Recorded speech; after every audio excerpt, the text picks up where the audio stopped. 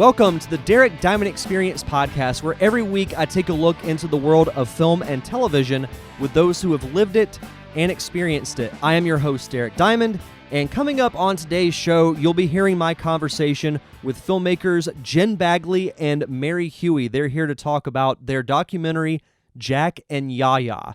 And what's interesting about this documentary is that it's one of, to put it bluntly, it's one of the most raw and emotionally powerful documentaries that I've seen in quite some time. And I'm not going to get too in-depth with it during this intro because we talk about it quite a bit during the actual interview, but this was a very eye-opening documentary for me because the two people who are featured, Jack and YaYa, are both transgender. And they're best friends, they grew up together, and they knew that they were different from an early age, and they talk about that and talk about their years of friendship and everything that they've had to go through throughout their lives. And it's a subject that I will admit I'm not too knowledgeable about. So seeing this documentary was a very eye-opening and a very enlightening experience for me. And also with, Jen and Mary both being members of the LGBTQ community.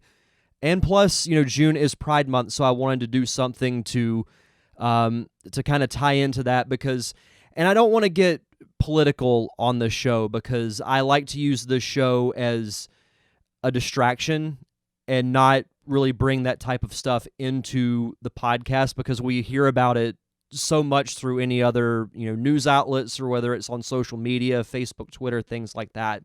But after really thinking about it, I think if it's something that I want to discuss, I shouldn't be afraid to talk about it.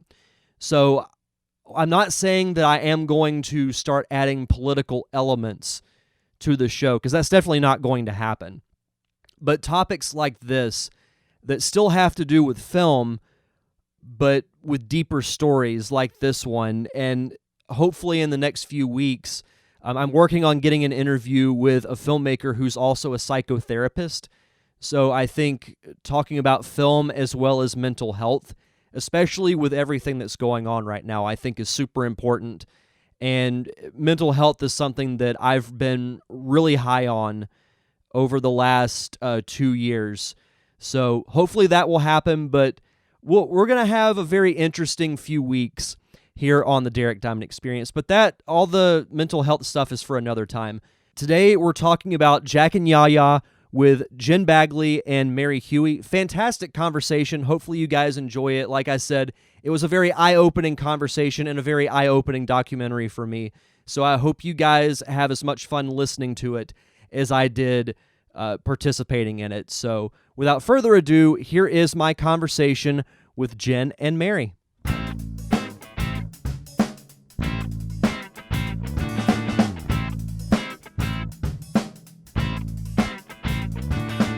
Happy to be joined with my two very special guests this week from the documentary Jack and YaYa, Mary Hewey and Jen Bagley. How are you guys doing? We're great. We're so happy to be talking with you. Hey, Derek, what's up? Not too much. We were actually just talking before we started. I had the chance to watch your documentary a little bit before we did this interview, which I'm excited to talk about. But I wanted to start from the very beginning. So, you guys worked on this documentary together, but how did you guys initially meet each other? And what was it that, kind of inspired you guys to want to make a movie together? Well, that's a very funny question. Because it all started where a lot of things start, which is on the internet. Yeah. So basically, we met. We're dating. So we met on thanks to OkCupid. So this movie should really be sponsored by them. But yeah, so we met and then we had been dating for a number of years. But when we started to do this project. That's actually a first for me. I've never had two people meet from OkCupid, so it does work. Oh, really? Yeah. It had its time, and I think it made some matches, us included, and then I don't think it's not as much of a thing anymore. Yeah, I think it makes us sound old, but yeah. That's okay. No, I mean I've heard of it, so it makes me sound old too, I guess. So, no, I remember like that, and there were a couple of others that all came out like around the same time, and you don't really hear from any of them anymore. I think it's just because there's like a new one that comes out like every year or every 2 years, and it's like a new car or a new computer. It makes the older model obsolete, it seems like. Mm-hmm. Yeah, I remember like Plenty of Fish was like featured in a like Lady Gaga video, and I was just watching it last week, and I was like, oh my god, I totally forgot about that. Yeah, I had a date not too long ago due to Plenty of Fish. It didn't work out, but it still has. It's still around. Yeah, it's still kicking. So once you guys met, like, did you guys know you wanted to go into filmmaking from an early age, or was it just kind of one of those, hey, let's do something? So me, Jen, sorry, I feel like we sound kind of the same, so I have to identify myself. I have been a filmmaker, or fancying myself a filmmaker, since the age of 10, when I first got my first camcorder. So it's kind of always been my dream to do so. And then I went to college for media production, so it's kind of always been my thing. But I guess Mary, not so much. It's kind of a recent thing for her. Yeah, no, I didn't have any like technical background in film. I mean, obviously watched a lot growing up, and continuing till now. But as far as like, I had no background in it, which, you know, makes it all the more ridiculous that I was the one who came up with the idea of doing a documentary, because obviously I didn't realize like how much work goes into that. So I was the one who kind of pitched Jen on it, and I think I didn't even really know what I was getting myself into. But you did come up with the idea, and, you know, it all has to start with that. So I'd say that's a pretty important part. Yeah. And so I had known, how we met these two folks was that I had been friends with Jack I've been friends with him since 2010. We both met because we had both, we're new to Boston. And so we were kind of both looking for friends, and met through one of my old roommates, and have been friends ever since. And of course I'd heard about YaYa over, you know, the course of our friendship. And I don't know what it was, but for some reason I was talking to him. It was like around Christmas time in 2016. And I guess he must have just talked about YaYa, and something about that night made me write down Jack and YaYa documentary. And then I kind of brought the idea up with Jen, and then we talked it over, and then we were like, all right, let's try a little short, which, you know, that idea didn't last too long. So once you guys came up with the idea for it, like how did everyone, I mean, obviously there were a ton of people who participated as far as doing interviews and just being featured, but how did everyone take to the idea when you approached them like, hey, we want to do a documentary about you guys? Well, so I think since Jack and I already had like a really strong friendship and there was a lot of trust there, he was kind of like, you know, yeah, sure, I'll do it. You know, I think probably not totally understanding like really what he was signing up for, but I feel like that's probably the only way you can sign up to be the subject of a documentary is if you don't think about like how intense that process might be. And, you know, YaYa, I feel like we ended up having a few FaceTime conversations with her. And I think she kind of went along with it because she trusts Jack, and she was like, all right, well, if Jack trusts you, maybe I can trust you. And then, you know, I think we were all kind of flying by the seat of our pants a little bit too. So the whole thing in the beginning definitely felt a little bit like an experiment. So they kind of were willing to go along for the ride with us. Yeah, and as for the rest of the family, they were about as welcoming as you see in the movie. When we got there, they immediately like handed us a Busch Light, and were like, you know, put on the Eagles, and, you know, just kind of gave us bear hugs, even though we didn't know them at all, and just really opened their lives up to us, and we're extremely grateful for that. Kind of mentioning that, you know, it felt more of like an experiment in the beginning. My first thought of the movie, and I don't mean this as a knock, but it felt very raw. But I think that's part of the charm of what it is that the emotion is what's driving the story. And there are some, you know, and I don't want to give too many spoilers of it for people who haven't seen it yet, but you see a couple of scenes in that. It's really eye-opening because, you know, I found myself, you know, feeling anxiety for them when they're talking about, some of the things that they've had to go through. Yeah, and I think, even though sometimes we wish we'd had, more than one camera or a bigger crew or anything, I feel like because we were so bare bones, we really were kind of able to blend in and not kind of take folks out of the moment. So I feel like, if we'd had maybe a big crew, it would have been harder for YaYa to like get to that point of emotional, just being so emotionally open. But I think since it was just the two of us standing behind her, it maybe felt a little more like I'm just hanging out with a couple of my friends and I'm just like having a moment of realness. So I think we love raw and intimate, and that's what we were going for. We wanted the audience to kind of forget we were there. Yeah, I don't think it would have had the same effect had you had, a bigger crew with fancy lights and green screens and things like that. I don't think it would have had that same type of raw emotion, if that makes sense. Yeah, definitely. I think, we still sometimes kick ourselves because, just because it was only the two of us, we sometimes like miss some really great moments. But so I think we sometimes still have that like, oh man, if we'd had just like one more camera person, maybe we could have got it when, Tony said that great line or whatever. But at the end of the day, yeah, I think we're pretty psyched with how it turned out. Yeah, I think it really, I hope it comes across like we made a movie about our two best friends, because that's pretty much actually what happened. They both became, Mary and Jack already had a connection, but kind of all four of us now, we still talk every day and text, and it's just kind of like a beautiful relationship between the four of us. Well, I think what's unique about it, at least to me, is that the story at its core is about these two best friends who are going through essentially the same thing. I was like, what are the odds of that actually happening? Two people who grow up close to each other, played with each other as kids, and now they're at this point. Like I was just mind blown by that fact, and it kind of carried with me throughout, the entire documentary, because, it's the whole subject is something that I don't know a lot about, but I have done, through, in leading up to watching this documentary, I've done more research on it. It's so emotional and something that I haven't felt, honestly, in quite a while when it comes to really watching any type of movie.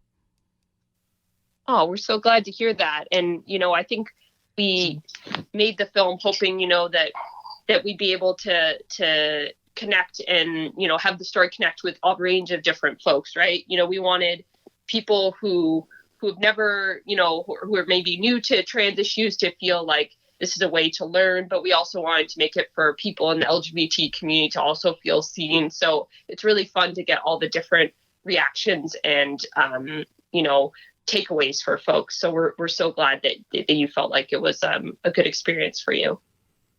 And I'll be honest, especially Jack's family, like I would live with that family. Like they were like some of the nicest people I've seen on film in quite a while, just of how, open they were. And just like, yeah, Jack's transgender, but still love him.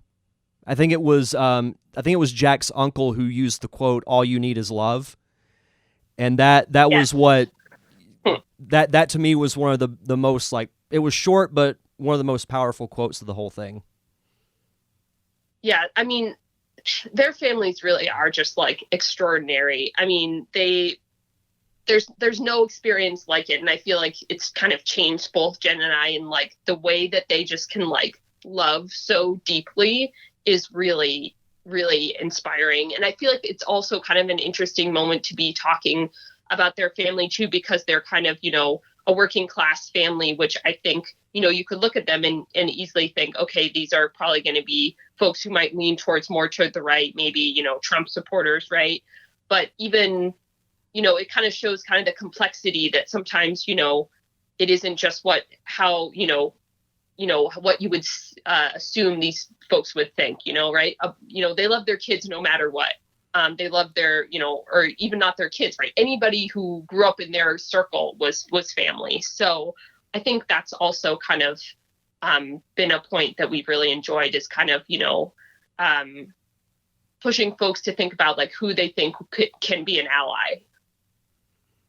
Well, and the cool thing too, and some other moments that I liked from the documentary is just seeing them all just, kind of hanging out, whether it's watching football or eating, talking, because you felt like, and I hate to keep going back to the whole like raw feeling type of thing, but with it feeling that way, you almost felt like you were in the room or in the house and part of that conversation, because it was like, yeah, I could see my family, having a conversation like that while they're making food or watching TV or just, doing normal family things. Yeah, we actually both, confession here, we both raised our arms in victory when you said that, because we really did want to make the audience feel like they were a fly on the wall, and they were just hanging out with this beautiful family full of love, and we really wanted them to feel that love and like feel that kind of palpable, I guess for lack of a better word, again, love that we felt. Well, and I think also with documentaries, and I've never worked on one, I hope to change that at some point, but the thing that I think makes documentaries stand out more than your typical narrative film is that you get those real moments. With narrative film, everything's scripted. Like, it can make you feel emotions like sadness or, happiness or laughter. But with a documentary, it's real people and real stories. So that's just what kept coming back to me. And that, I was thinking back to other documentaries that I've seen. And I think that's what makes documentaries so unique. Yeah, I feel like both Jen and I feel like, you can't make up anything better than real life, sometimes like, I feel like if you made like a narrative film about Jack and YaYa, it would seem like super trite and like, oh, come on, corny, but I feel like it works when it's just real life, because you're like, yep, that's literally just how the universe worked, that these two folks were drawn to each other, they've stayed friends for 30 years, and that it's all about love. But like, I feel like when it's authentic love, it doesn't get too corny. Yeah, no, I would absolutely agree with that. But kind of transitioning into more of like the technical side of you guys making the documentary. So did you guys have anyone else besides just you two on set? Yeah, on set, no, it was just us. It was very much a skeleton crew. I ran the camera and audio, and Mary monitored it. And then she kind of did the prompts or asked the questions depending on what happened, or just kind of was a little bit of a PA too. She wore a lot of hats. Yeah, I noticed that in the when I was going through the end credits, I was like, man, you guys wore a lot of hats. But I mean, that's what you have to do, especially when it's, a project you're doing on your own, or really any type of indie project. If you're directing, you're probably doing something else too. So it's very interesting. I made my first short a couple of years ago, and even though like I wrote it and directed it, I still helped out in any other way I could. But I think when it comes to film, that's the best way to learn, is just do a little bit of everything. Yeah, I definitely learned that I don't want to do a little bit of everything forever. So that's definitely something I learned. And then also, I've said this before, but I think next time there's definitely going to be another camera. The one camera, I feel like we could have had a sequel if we had two cameras. I feel like there could have been like, an episodic series or something like that. So I do regret that, but it was just kind of lack of funds, and kind of lack of knowledge of where this was going to go that prevented us from really getting a bigger crew. But I think it worked for us ultimately. Well, and it's all a learning experience too. I mean, you're gonna, whatever project you work on, you're gonna think of something like, man, I wish I would have, thought of that, or if I had done that differently. But that's gonna be, whether it's your first project or your 10th, it's gonna be that way. What was the most challenging aspect to you guys of making this documentary happen? Oof, that's a great question. Yeah. I think that for me, the first thing that comes to mind is just like having to carve down all this footage into a film, because there were a bunch of scenes that we really loved, but just like could not quite work into the film. So I felt like that was pretty hard. And we were really lucky too that, it was just us for shooting, but then we actually were able to bring someone in to help edit. His name is Georgie Cruz, and he's just fantastic.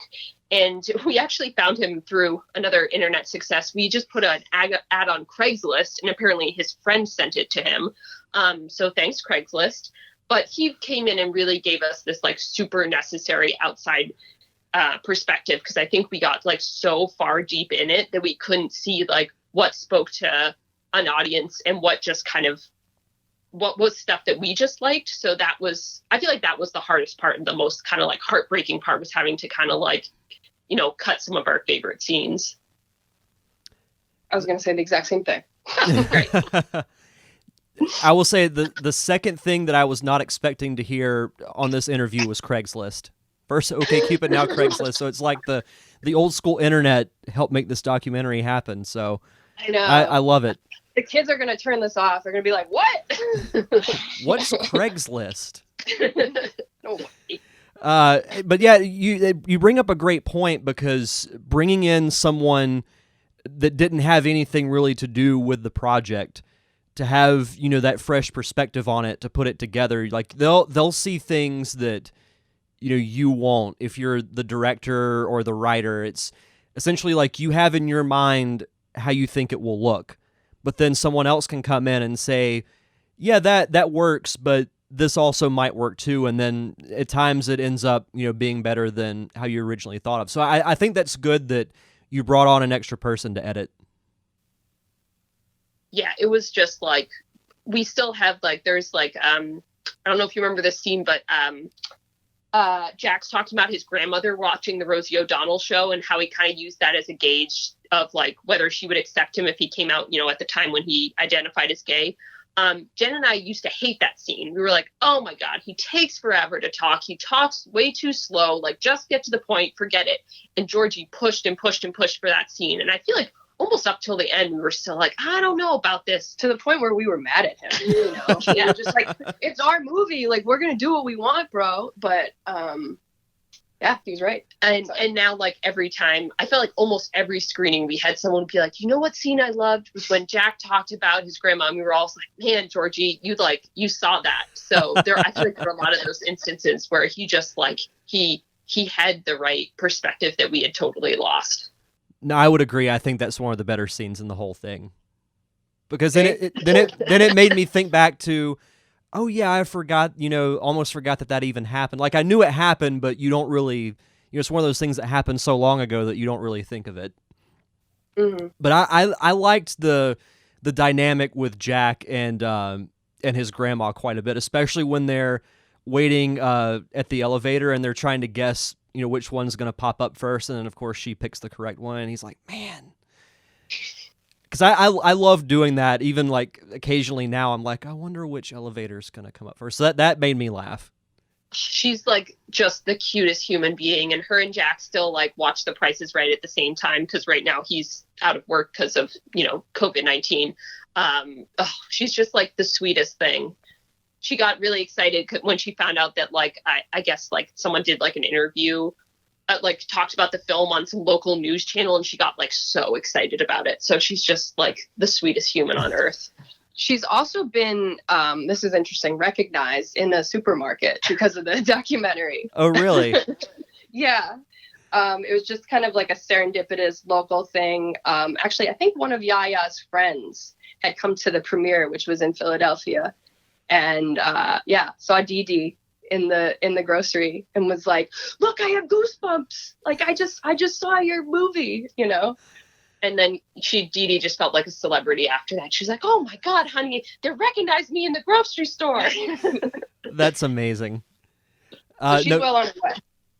No, she came off as, one of the nicest people. I mean, his whole family in general, but her and his dad, I think, were my two favorites, just because of how open they were to it, and the fact that it was really a non-issue. It's like I said earlier, you're still our family, so we still love you. We want you to be happy. So the scenes with those two, like when they were talking, were some of my favorites, just because it was so, refreshing to see. Yeah, Tony, Jack's dad, is really just like the number one LGBT ally, and it's so great because, again, I think you might not look at him and think, oh, here's a P flag dad, but he was raised with his uncle who is gay, and he seriously, Jack says, I swear my dad has never messed up my pronouns before. Like, he immediately just like got it and was like, great, you're my son, I love you. That's awesome. So I think that's also really good to see because, a lot of folks, when they come out, it is really hard. And I think that it's important to acknowledge that. But I think it's also probably nice for folks to realize that there will be some people maybe in your life who will just get it from day one. And I feel like, especially if we're thinking about, younger folks, or even just folks who are thinking about as, coming out, that it's important to remember that there are always people who are going to love you for who you are. Yeah, and I've been telling people this, and I especially think it now after watching this documentary. And I don't like to get very political on the show, and I'm not going to now, but I think with everything that's going on right now, I tell people life is too short for you to think, oh, well, I may not agree with this, so I hate it. But it's like, life's too short to not do what makes you happy. Totally. So I think, just let people be happy, and I think we'll all be better for it. Couldn't agree more. Yeah.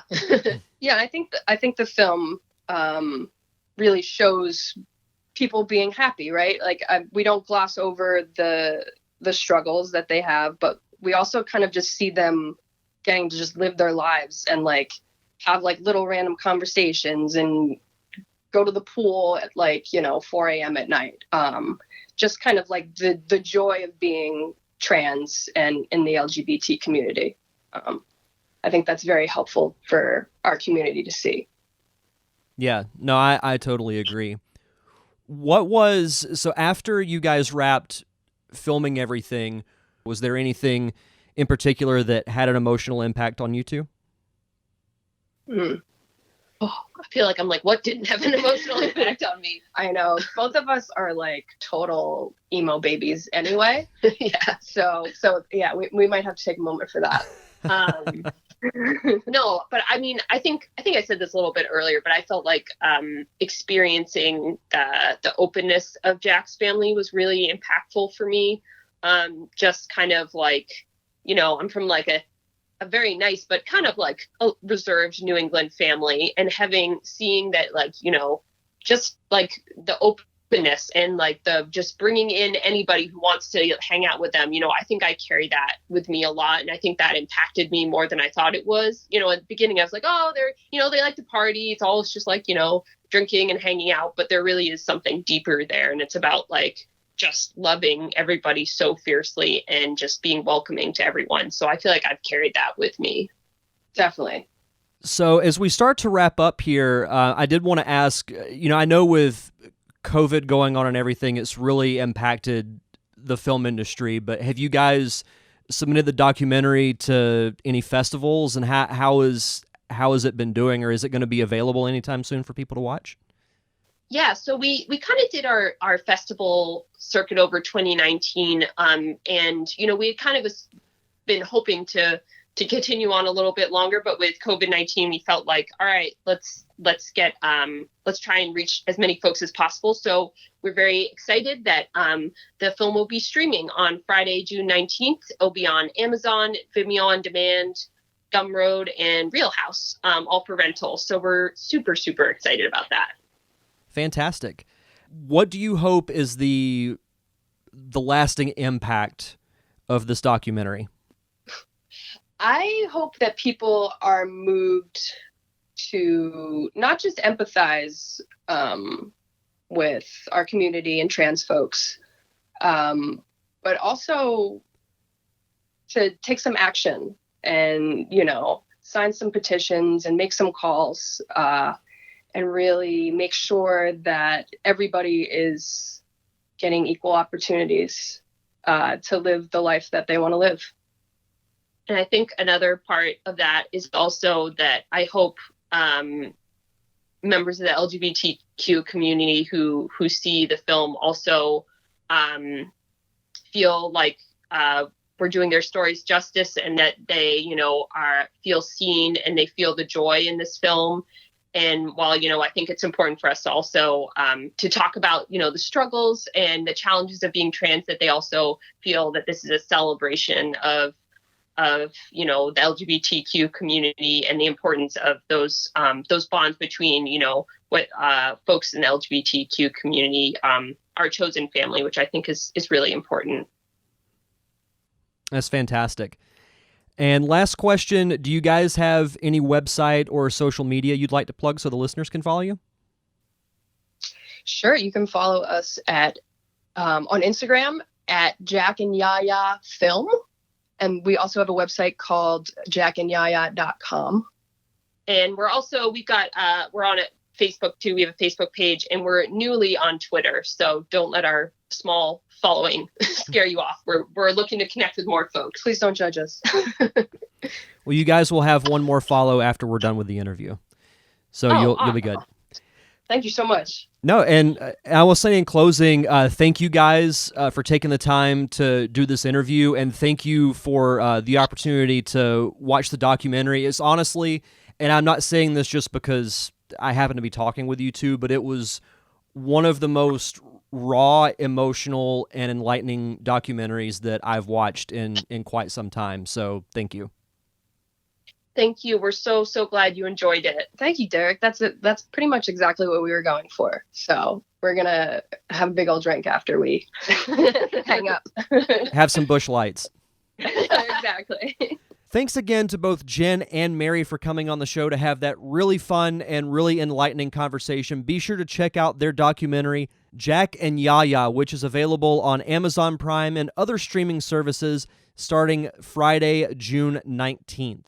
Next week, I'll be talking with film director and lawyer Cam Cowan, and what's going to be interesting about this interview is it will be live on Facebook this upcoming Sunday at 6:05 Central Time on Facebook.com/DDiamondPodcast.